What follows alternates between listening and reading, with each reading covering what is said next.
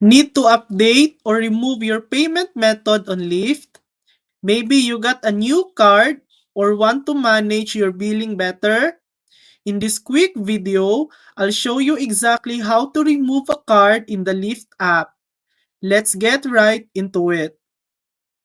First, open the Lyft app on your phone. Tap the menu icon or three lines in the top left corner. Select Payment from the menu. If the card you want to delete is your default, you'll need to add a new card first and set it as the default. Then tap on the old card and choose Delete Card. That's it. Your old payment method is now removed. If this video helped you, please like and subscribe for more helpful tutorials.